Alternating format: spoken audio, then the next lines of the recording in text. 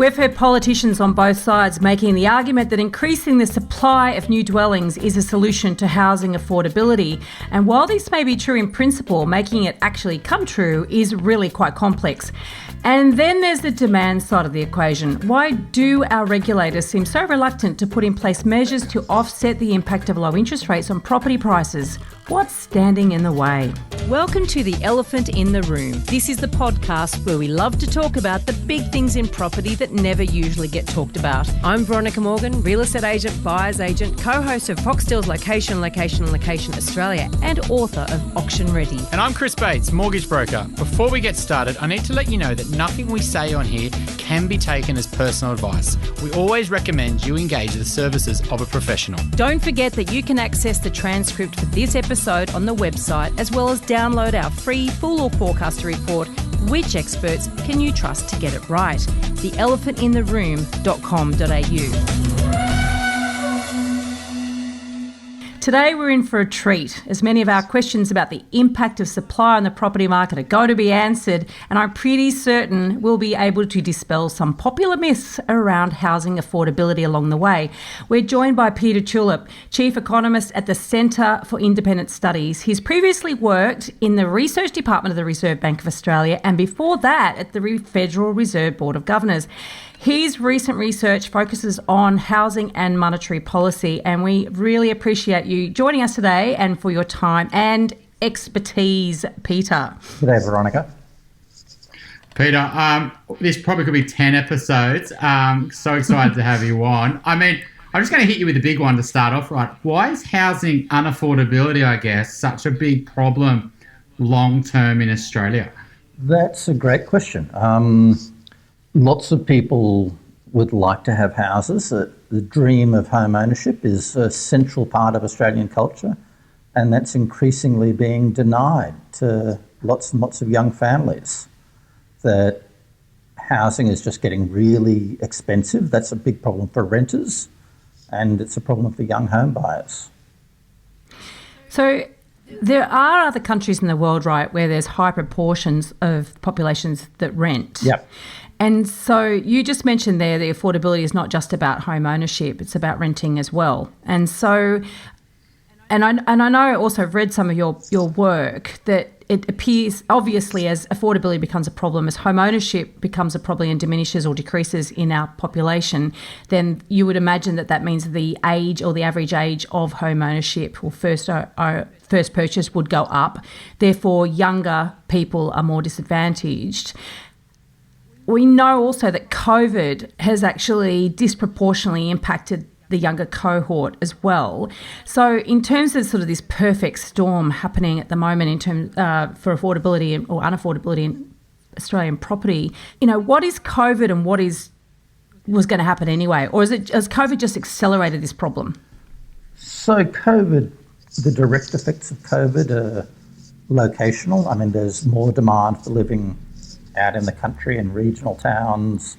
There's very little reason to live close to the central business district at the moment. I mean, all the nightlife and the commute and the big advantages you normally get from city living are all on hold until we open up again. And so the direct effect of the virus is to change relativities a little bit. The indirect effects are bigger though. In particular, the Reserve Bank has cut interest rates down to zero, and that's having a huge effect on housing prices. So that I want to get to that because they're it's sort of easy to blame that, and I'm presuming it's more complex than just saying it's because of low interest rates though. Is that impact sort of truly understood for all its complexities? We've got, yeah. I mean, there are lots of things about the housing market we don't really understand, but the effect of interest rates on prices is fairly well understood. And partly because it's so huge, it just stares you in the face when you look at the data. When interest rates go down, prices go up by a lot. It appears that the RBA wants to deny this. Why is that the case? No, I don't think the RBA wants to deny that. The RBA is fond of saying the problem is complicated. That's partly just to show off how clever they are. But it is complicated. So there's always, when you're talking about prices, you've got an interaction, demand and supply. And so we've had this huge increase in demand because of low interest rates, and that's interacting with supply, which is highly unresponsive. And so as the demand goes up, instead of building more houses, the price goes up. So there are several things going together and they interact. So the RBA is in a really tough position though, right? It's forwards guidance is that rates are going to stay low for 3 years, etc. And they can see that house prices, property prices are going nuts all over Australia, and it's creating lots of social problems. But then they've got to keep them low for lots of reasons as well. So, how are they sort of balancing that? Are they really stuck and they just got to let house prices and assets grow and focus purely around the wage growth and inflation, etc.? So the key objectives of monetary policy are inflation and unemployment. And for those objectives, you want interest rates to be as low as possible. The Reserve Bank and Canberra also want to put a lot of stimulus into the economy. And a lot of that is just to offset the effects of the virus, which has stopped a whole lot of spending otherwise. And so that does have an effect on house prices, and that is, and that's less important to the Reserve Bank than the effects on unemployment and inflation, and that's why they're keeping interest rates low. And the sort of exchange rate issue in here as well. I mean, we don't really want to have higher interest rates in Australia because it encourages overseas money, which pushes our dollar up, etc. I mean, how are they sort of balancing that? I mean, is that another incentive for them just to try to keep rates lower for longer? So the exchange rate channel is one of the important ways in which interest rates affect inflation and unemployment. When interest rates are low, it puts the dollar low, which raises prices a bit, the prices of imports in particular. That's good, better for your inflation outcome. And it promotes export growth and reduces imports, which is good for the unemployment picture.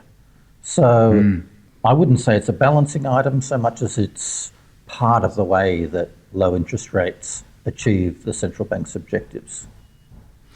So given that low interest rates, it's about more than just property, obviously, what tools do the regulators have at their disposal to quell demand that is going to run, obviously, in the housing market in the face of those low interest rates? Well, it isn't actually obvious that you do want to quell demand. That where you've got a situation with excessive unemployment and inflation too low, the authorities want almost every tool they can to be stimulating demand. And part of the growth of the housing sector we've seen has been a deliberate act of policy, in particular the home builder program. The government wants a lot of home building and it wants people spending a lot of money on housing.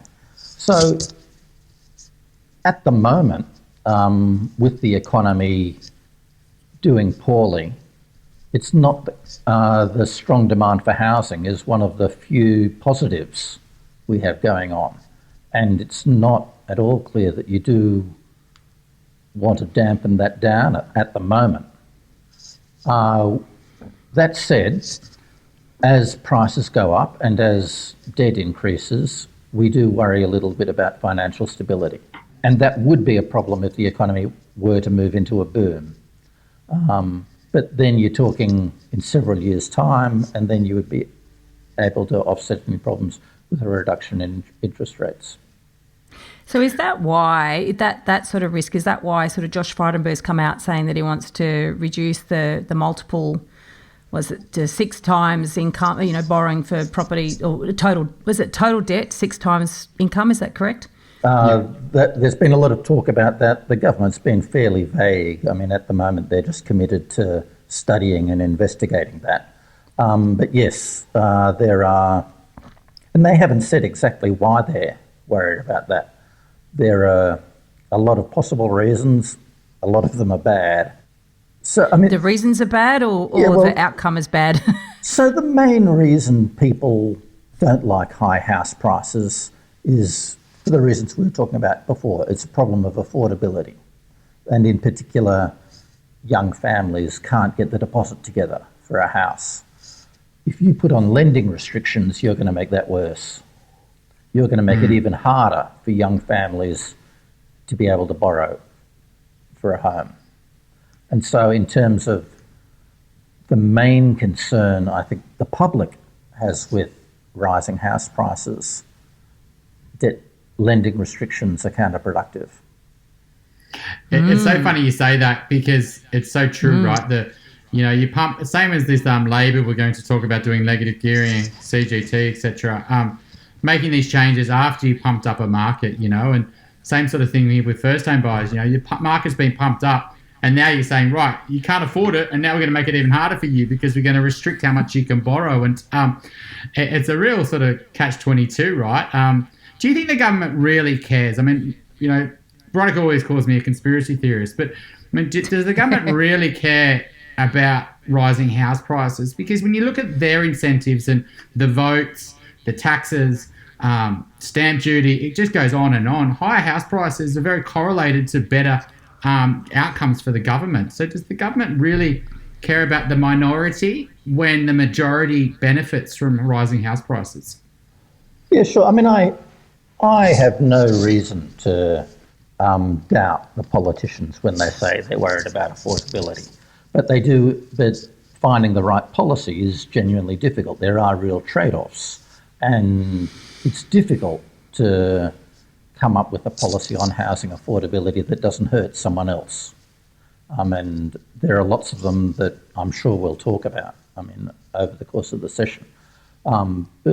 So lending restrictions, as we just mentioned, are a real problem in terms of making it difficult for young families to borrow. Rising interest rates would also take some of the heat out of the housing market, but that causes unemployment and lowers your inflation rate. So there are trade-offs on a lot of these policies. It's also the case that the big issue, as I'm sure we'll talk about, is one of zoning and supply. That is just very difficult to build housing, to supply housing in Australia's big cities at the moment. But that's mainly a state government responsibility, and there's not much that the federal government can do about that. We will definitely get into the supply and the zoning issue, because it's a really interesting one. But before we do that, Labor recently scrapped their negative gearing policy, and back when before the last election, I wrote a number of articles that I was incensed at the misuse of data around this. And a couple of things that I read in one of your reports that I sort of hadn't considered when I was doing all my research, which I thought was really interesting. But you actually have said that it has, at both negative gearing and also the capital gains tax concession, both of them have a very minimal impact on house prices. Can you elaborate on that? Yeah, sure. It's one of the badly appreciated facts about the housing market that these tax concessions, and you can debate the pros and cons of it. I mean, it's controversial in principle, but in practice, in practice, it just doesn't matter. So there have been, about half a dozen studies by researchers trying to figure out what the effect of these concessions is on affordability, and they all find that it's tiny, using a whole range of different approaches. So typical estimates are between 1% off and 4%. That's the effect. Removing these concessions, that's the effect it would have on house prices. So that would take us back to where we were in July or something. I mean, it's a non-issue. Not even that far. It's interesting because I know at the time I was incensed by a particular couple of misuse of data. And one was that what was being trotted out is 80% of the people using negative gearing or claiming negative gearing actually had a taxable income of $80,000 or less. But what the Labor were coming out and saying, but only 18% of that cohort actually used negative gearing. And I just thought it was such an interesting twist to say, well, yeah, sure, only 18%. However, 80% of all the people using it happen to be in that cohort. So it's just one of the examples. But I thought also what was interesting, one of the things that I hadn't thought about with the capital gains tax concession, and for anyone who is listening, hasn't sort of, you can go back and listen to all our ranting episodes back in 2019 about this. But the very fact that there is a 50% discount on capital gains on an investment property, and means that there's less of a disincentive to actually sell an investment property. So, like, I think what you positioned to say, well, we need supply into the market. If the government was to remove that and basically mean that you're going to pay tax on 100% of your gain, and that means that inflation hasn't been taken into account, because that's the reason that was put in the first place, right, to sort of make it simple. That if you take that away, then what is the incentive for anybody to sell their investment property? Pretty much none, because you can keep all of that tax liability that you have invested and actually benefit from it while it's invested. So I just thought that was a very interesting point that you raised. Yeah. So the big shortage in the housing market is of housing services. There's of people occupying the house. And whether one owner sells to another is not going to change that. I mean, they'd sell it and it might be an owner-occupier, it might be another investor. In any case, the occupancy rate will stay about the same. Got it. So it's an issue for turnover rather than excess demand or shortage. Okay, which leads us into supply and then rezoning and creation of property, right? Yep, that's the big one. And I mean, Pete, does it frustrate you though when you see, like, prior to the last election, there's housing affordability is an issue, and then Scott Morrison comes out with a 5% deposit scheme, or it's a first home buyer grant, or it's a home builder, etc. And it's all these sort of demand stimulation, access to super, first home saver scheme, cutting land tax, to stamp duty to land tax. That's another thing to create more demand. When the big elephant in the room, and this is what this podcast is all around, it's all around the supply, right? It's all around, we need to release more land in locations that people want to live. Not so much just greenfield estates, 50, 60 k's from the city. So how do we sort of carefully, change this over decades? Because it's not going to happen overnight, but where do we start, and then how do we slowly, create a better society and more equal so people can afford a home, in areas that they actually want to live? Yeah. So you've said a lot there, Chris, that we could talk about. One thing I'd phrase differently to you is you talk that it's mainly about land release.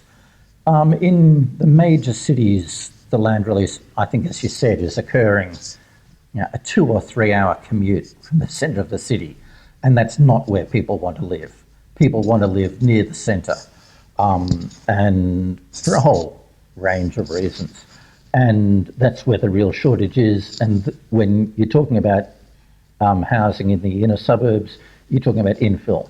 You're talking about replacing low-density housing with high-density housing.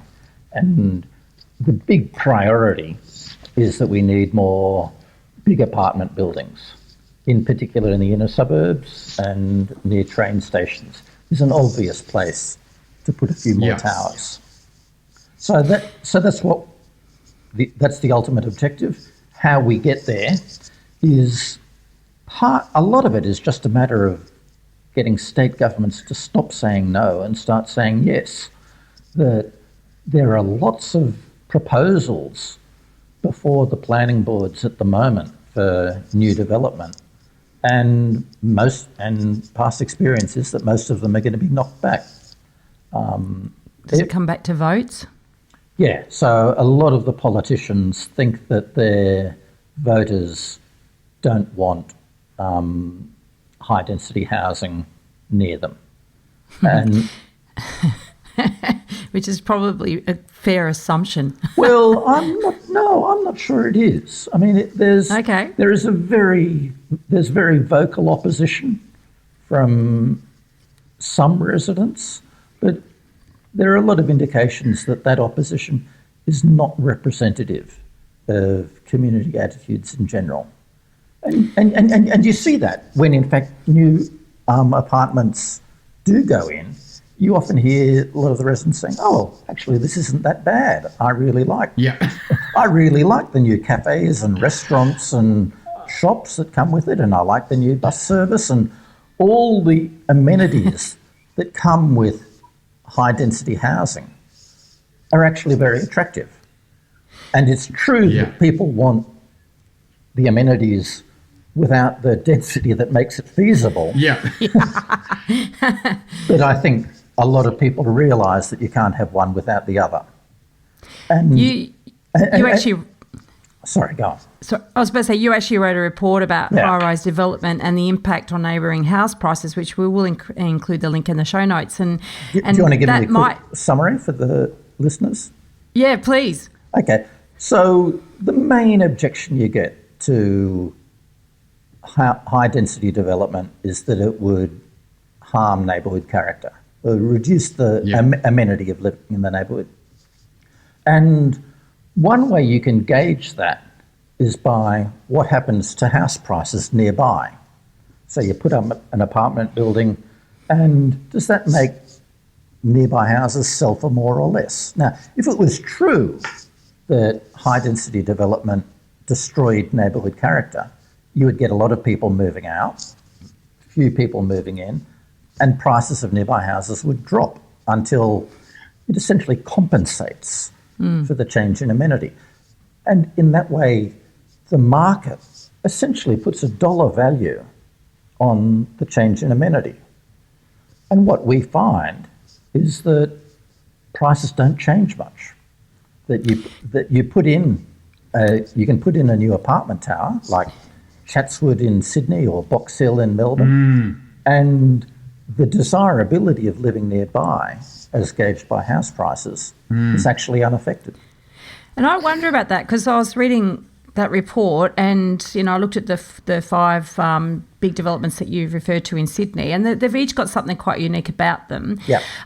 But I wonder if the very fact that you build a big high-rise or a couple of high-rises or thousands of apartments nearby, doesn't that exacerbate the scarcity of a house versus an apartment?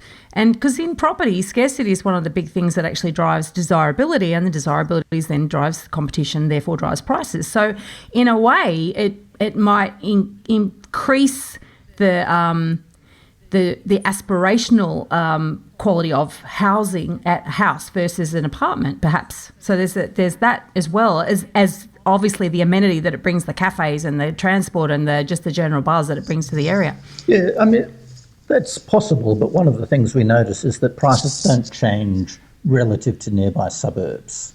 So in the Sydney example, we look at house prices in Willoughby and Roseville and Artarmon and other suburbs near Chatswood. And when the big towers in Chatswood went up, which was, 5-6 years or so ago now, the house prices in Chatswood stayed the same as they did in adjoining suburbs. So the adjoining suburbs are effectively acting as a control, with Chatswood being the treatment. And you can compare the effect of the apartments that way. So Peter, I mean, I guess it's you're in Sydney. I guess you see Pacific Highway, for example. When Chatswood we're talking about here. And there's lots of other pockets where, I guess in a suburb though, you could get greater amenity because more people means more reason to open a business, higher chance of success, more investment from commercial, etc. And so that makes sense. And then those better facility amenities and bus services, etc., create a better place to live. But what about the houses that are like a train station, the houses that are 0 to 300 metres away from this high rise, that have to look at the high rise and have to deal with the additional traffic and have to deal with maybe more renters and the suburbs changing from a community to a bit more diverse, like an inner city suburb. But then you've got the houses, say maybe 500 to a kilometre away back in the more leafy part. Do you think there's a bit of a difference there where the houses a little bit back further in the community part, they actually benefit because there's no negative towards this new development. It's only positive.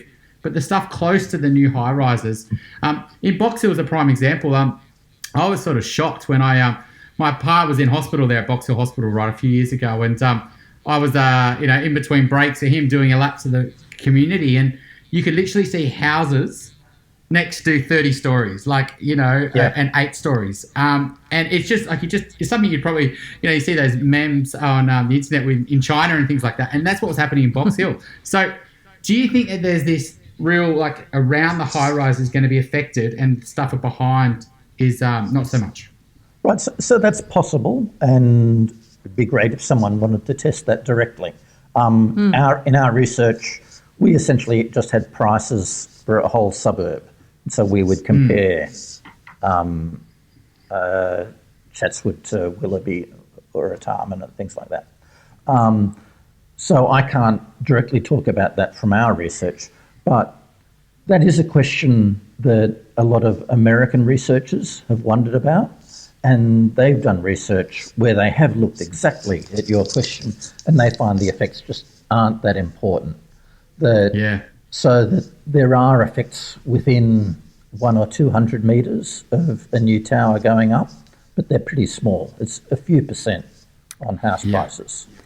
There's a big development potentially going to go into Roselle one of these days. It's the old Balmain Leagues Club development, and this has had various iterations and loads of resistance. And I know people that have lived in some of the streets that are directly sort of in that sort of 200, 300 metre range, right? And, certainly they're on the southern side as well, so they're going to miss out on a lot of light and all the normal arguments. But I would suggest that, they've got a very good reason for protesting, because they are going to be directly impacted, where those further away, may or may not protest, because obviously for them it's actually not in their backyard in quite the same way.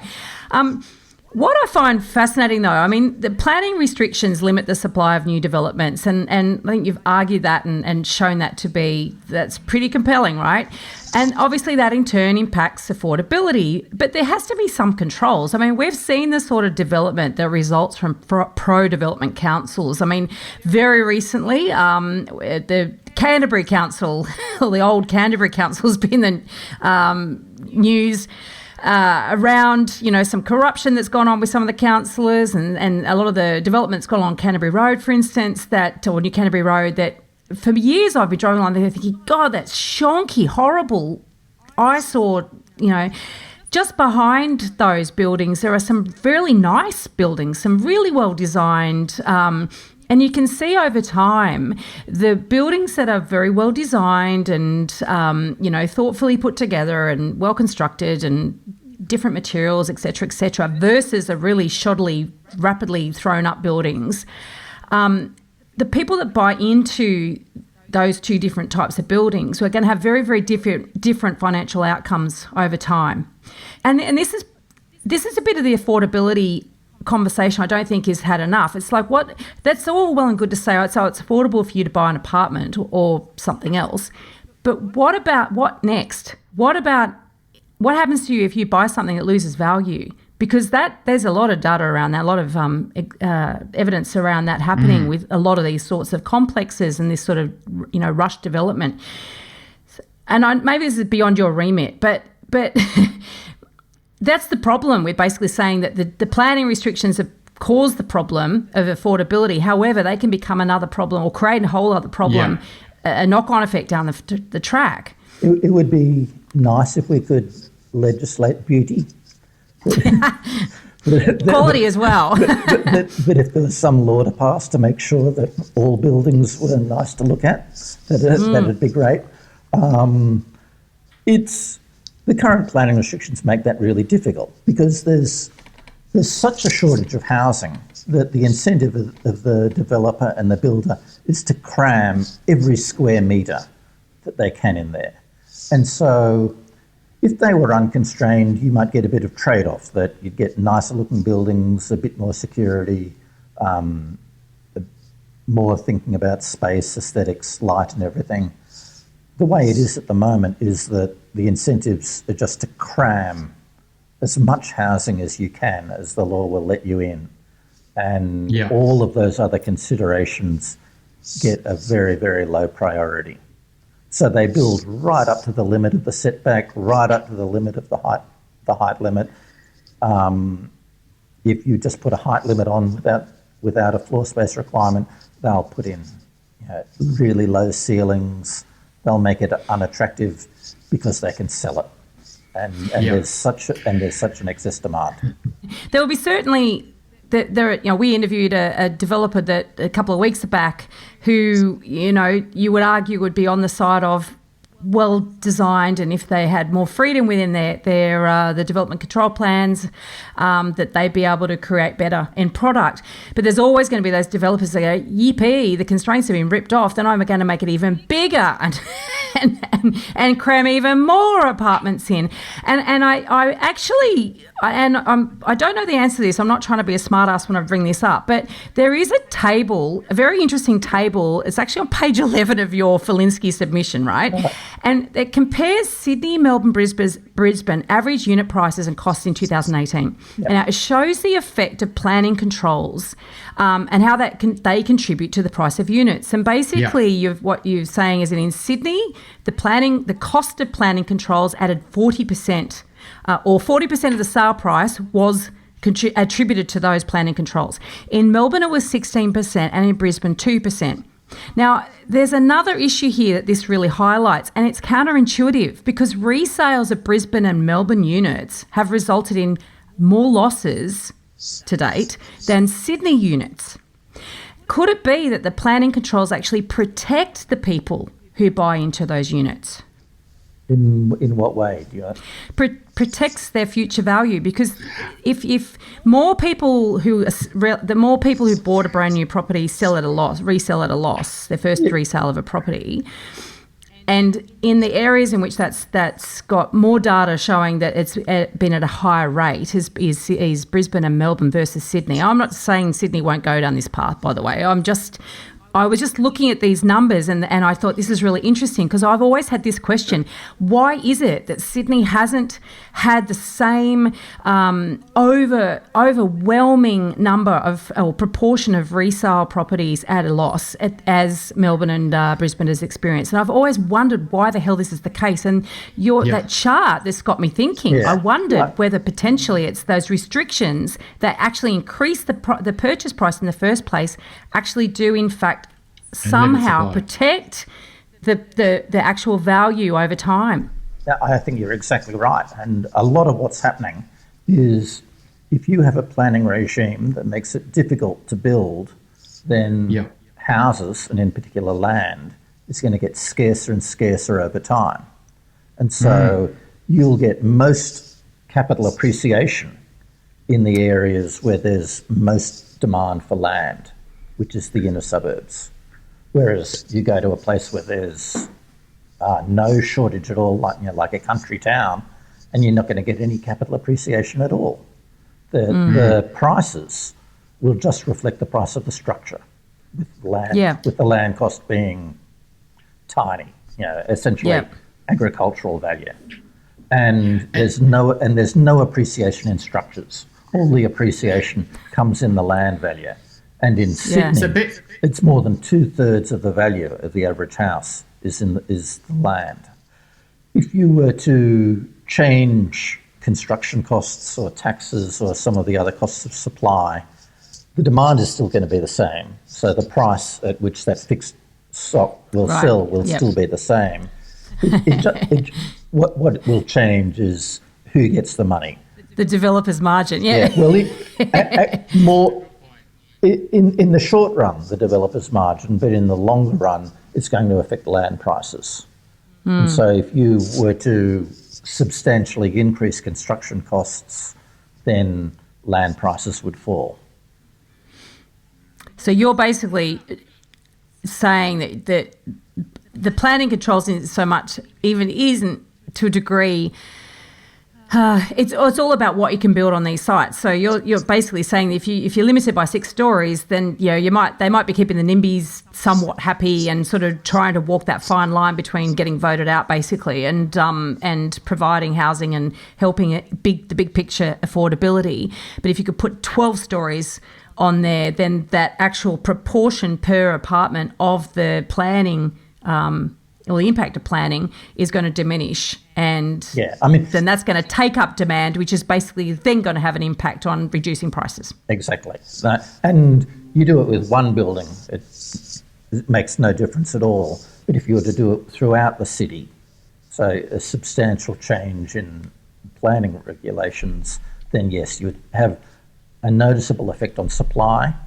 And as with any market, you supply more and the price will fall. Do you worry about that sort of short-term demand thing basically wiping out the additional stamp duty saving, and then people that left paying a higher price, but then also paying higher land tax? So it's a double loss for them, I guess. So there's a few things you said there. I think the important point is that, yes, access to finance is a real barrier to home ownership for lots of, in particular, young families. And stamp duty just makes that worse. That insofar as we have a housing affordability problem, stamp duty exacerbates it a lot. I mean, it just comes at at a really inconvenient time. And that's a very large part of the rationale for replacing it with a land tax. So yeah, if we were to do this thing, then depending on transitional details, we should see an increase in demand for housing. But the design of the implementation is difficult. You don't want a system where people who have already just paid their stamp duty then also pay the annual land tax, double taxation. But nor do you want it so that people get out of both. And designing a transition where everyone just pays once is difficult. But hopefully something like in Canberra, the way they're doing it there, where it's phased in, I think, over 10 years, seems like a reasonable compromise for that, to avoid some of those problems. There's also price caps, aren't there? They're saying that, is it 2 million or 3 million? I can't remember. Over 3 million, you're still going to pay it. Or, it's sort of, then that becomes quite arbitrary too, because then you've got this real barrier in the market. It's going to bump up against that as a price to really clear. So, and I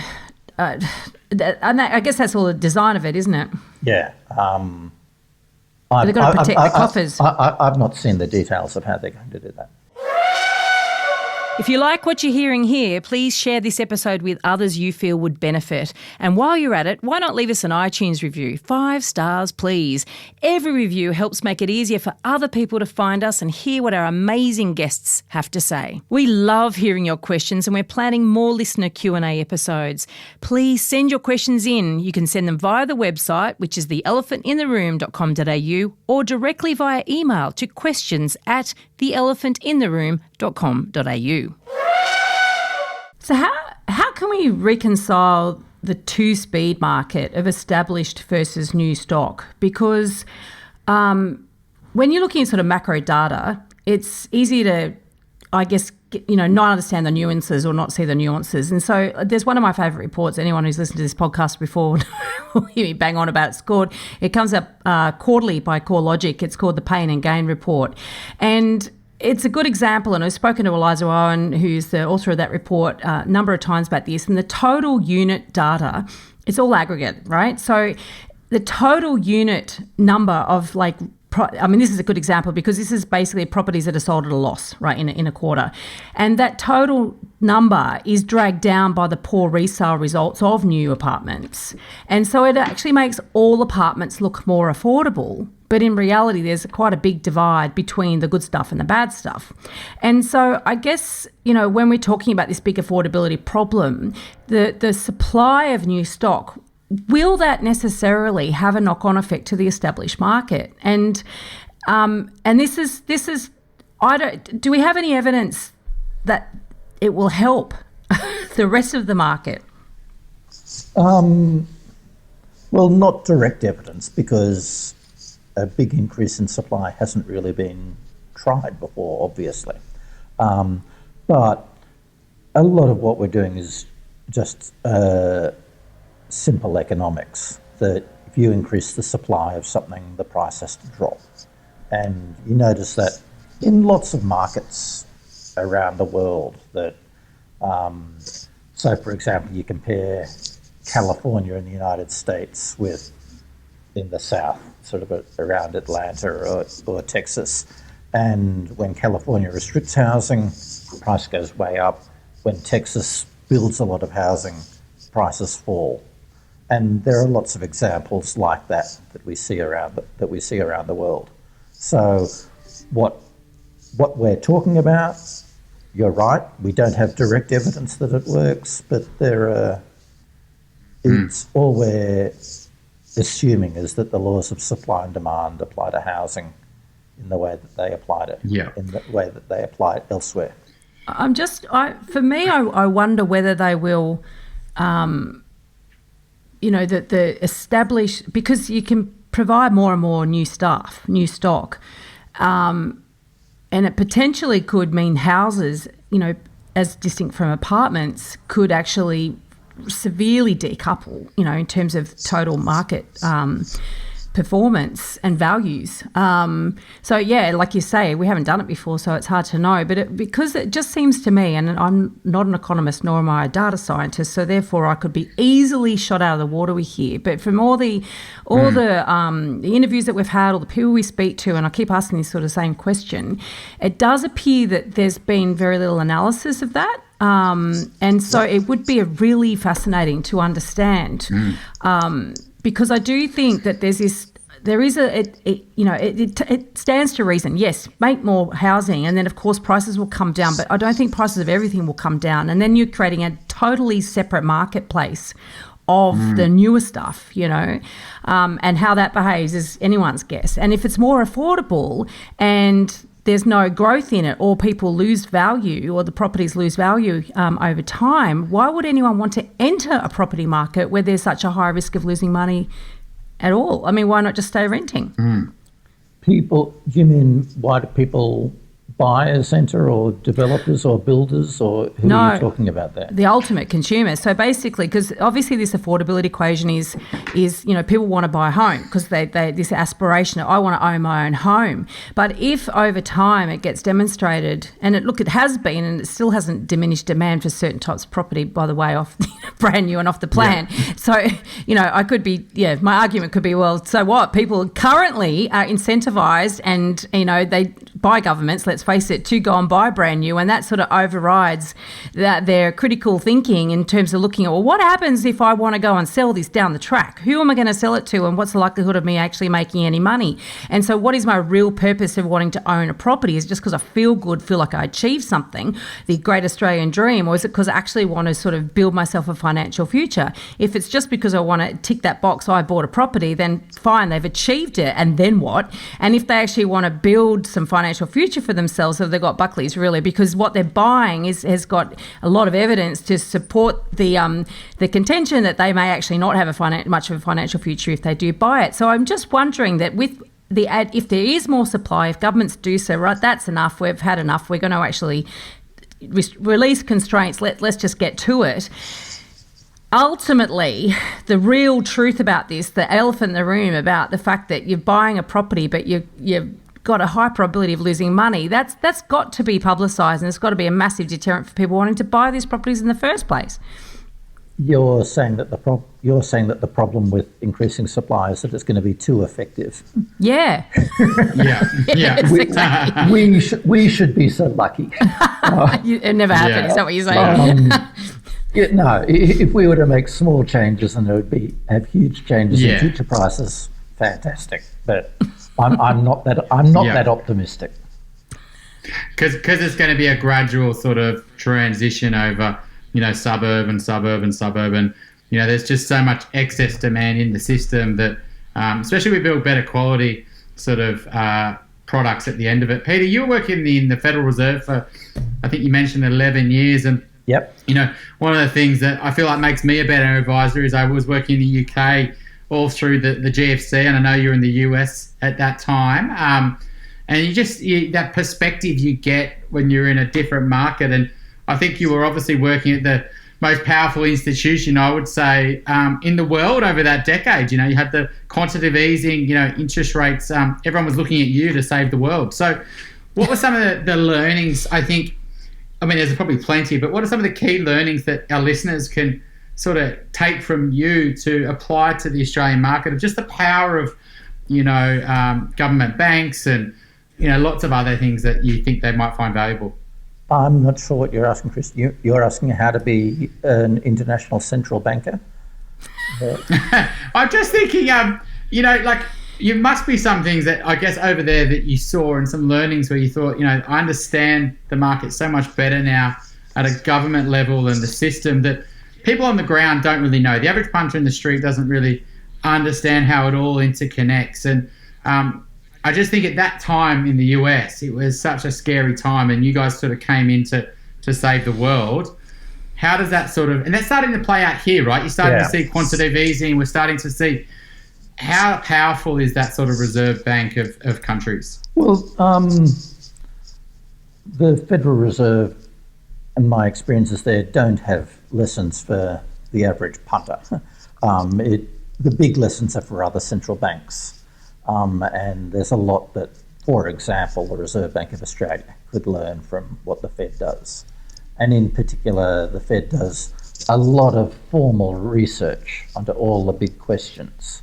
And there's not much less seat of the pants thinking at the Fed, that they don't make any decision without having run a regression first.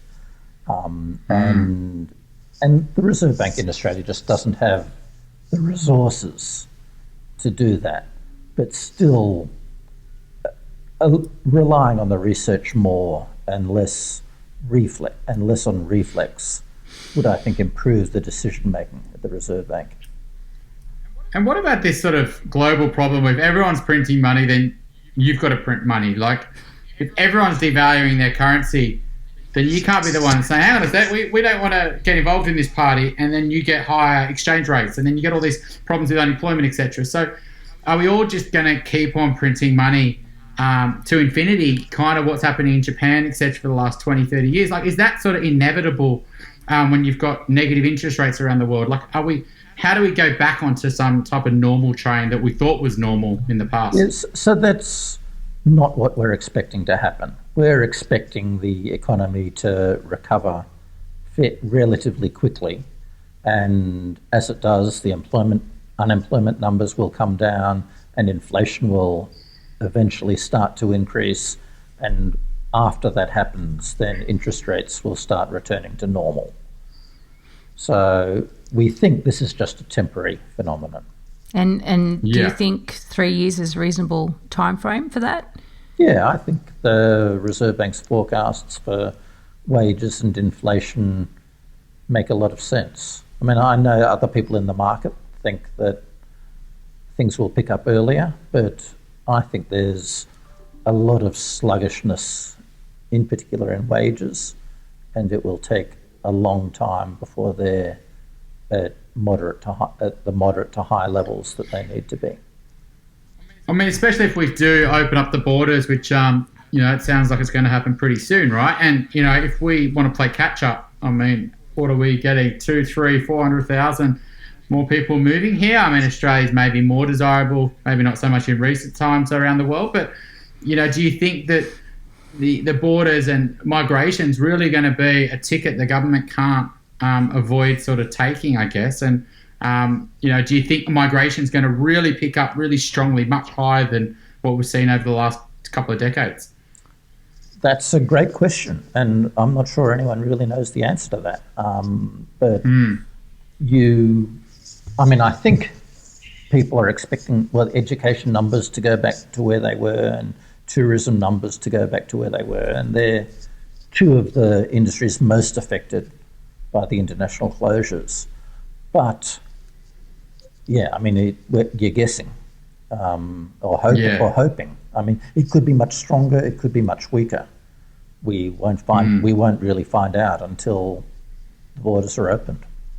But I mean, I guess we haven't really had a demand problem. We've always had a demand of people around the world wanting to move to Australia. I mean, we've probably got one of the highest levels of you need to qualify, tick all these boxes till you can move here. I mean, the argument is that the government's just, increases the number from a couple 100,000 to say 400,000 we can let in, and we'll let more industries and more jobs. and then this starts to slow down wage growth, right? If you increase supply of workers, that will create rates lower for longer, I guess. So, do you think that's something the government's going to want to do, is encourage higher migration intake because of all the money they bring and all the demand for consumerism in Australia that higher migration brings? I think it makes sense for there to be some catch-up. Whether it's a full one-for-one, I'm sceptical. So I think we'll have higher than normal immigration rates, but it won't get us back to the level that we would have been on had the virus not occurred. And that relates to the housing. It Yes. means there's a permanent level drop in the demand for housing relative to what we would have had otherwise. But that's relatively. Sorry, that's relatively small. Say, maybe 1%, maybe 2% drop in the population, and hence in the demand for housing. That's small relative to the effect of interest rates, for example. Okay. And this Falinski Inquiry, it's getting a lot of publicity now, and everyone's obviously putting their submissions in. Can you sort of enlighten our listeners a little bit about what it's trying to achieve, and when we should really know some outcomes of that? Right. So I'll talk first about our submission to it, because that's what I want to come out of it and what I'm really hoping will come out of it. And we've tried to be realistic and relevant. Whether the committee agrees with that judgment, we'll find out. But as we were talking about earlier, the really big problem in the housing market is supply. And in particular, planning restrictions make it too difficult to build houses, in particular in our major cities. And that is resulting in excessive prices and excessive rents. We've got a shortage of housing. That's primarily a state government problem, and there isn't a lot that the federal government can do. So what Mr. Falinski and his colleagues can actually change is not completely clear, but they can be doing more to encourage good policy from the states. So, for example, the federal government gives the states and local governments a lot of money for infrastructure, for roads and sewers and water and things like that.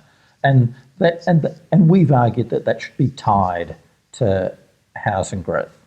So you give the areas, the localities where they're rapidly building housing, you give them a lot more infrastructure support than areas that are not building much.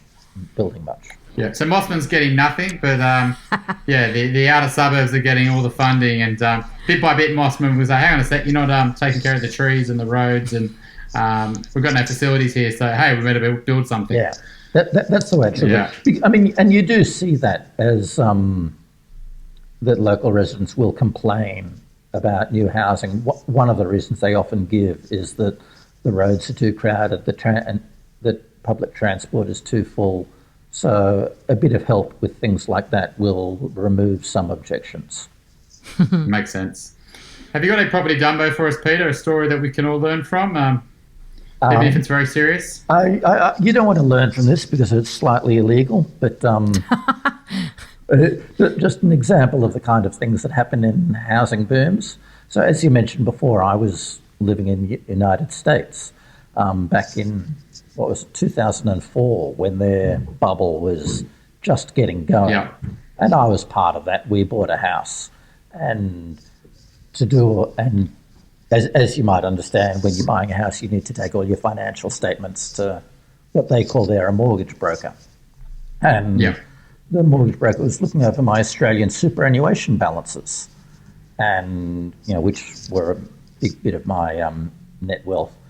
And she looked at the superannuation statements and said, "It doesn't say anywhere here that these are Australian dollars." And so it got entered just exactly as it was on the super statement in terms of dollars, and my net worth went up about 20%. And as a result, we saved 1/4 percentage point on our interest rate. Wow. So it's just, no. So I'm not saying people should do that, but maybe the regulators want to worry about things like that. It's just an example of the kind of things that happened in a bubble. Yeah. Well, that's a dumbo on the part of the regulators or the lender or whatever it was in terms of their I love it because, you know, you often hear about Americans that they don't sort of think that there's anyone else out there, you know, outside America. So it's like there's no such thing as an Australian dollar. Dollars are always US dollars, aren't they? Yeah. That's a classic. It's a really interesting one. I mean, UBS are pretty prolific in regularly releasing reports on liar loans in Australia. And, you know, 40% of all loans are lying, etc. And, you know, overstating income or understating expenses or overinflating assets or, you know, not letting people know about debts. And, you know, technology is sort of solving a lot of these. I mean, people can't really overstate income to a certain extent. I mean, banks verify that. I mean, they can underestimate expenses. And the Royal Commission really sort of highlighted that elephant in the room around what's actually people spending and whether the bank should use that. And so that one sort of got put to bed, that the banks are just going to basically use their minimums or slightly around that. I mean, debts, it's very hard to not tell people about debts now because the banks have all the open data with all the credit associations. So it's I do think that, you know, technology is solving a lot of those issues where I do think it was much easier to lie about these things in the past. Well, it gets back to what we were talking about before about lending restrictions, that it's difficult to lie on a loan application when the borrower cares a lot about what you're saying and doesn't want to lend to someone who's an excessive risk. The problem with these lending restrictions is that both the borrower and the lender want the loan to go through, and it's the prudential regulator that doesn't want it. And that's where you start to get the dishonesty, where both sides of the transaction have an incentive in inflating some of the numbers. And there's a lot of discretion with income. I mean, over what time period do you include the annual bonus? You know, do you include that month of overtime? Anyway, and if you start having regulators, if you start having regulators impose restrictions that lenders and borrowers don't want, then the quality of the paperwork is going to deteriorate. Yeah, so when we package up deals for banks, right, and we say, look, we're presenting you this customer, and we try to present that customer in the best light. But sometimes, and often actually, we have to say there's something wrong with their situation that we think that you can get past because of these with exceptions on file. And we have to sell it to the bank, right? And new credit assessors at banks they are so scared about their job. They're still on probation. And they are like risk adverse, and they're just like, no, not going through. But then the more commercial people at the bank, you know, who've been at the bank for some time, they sort of jump in and say, hang on a sec, this is in the bank's interest. We need to make this deal happen. We need to put this exception on file. We need to document this, and we can get this other document to close that gap. And so I think it's a really good point because you're right, both parties do want that loan to go through. And it's just about making sure that everyone's sort of protected here, you know, make it the consumer as well. But you're right, interests are very aligned. and I think that's a terrible problem with expense data, that's spending data, that's just so easy to make different assumptions, particularly about timing and whether something is in this box or that box, whether it's normal category, that when you have the authorities imposing restrictions on expenses, the data ceases to be meaningful. Yeah.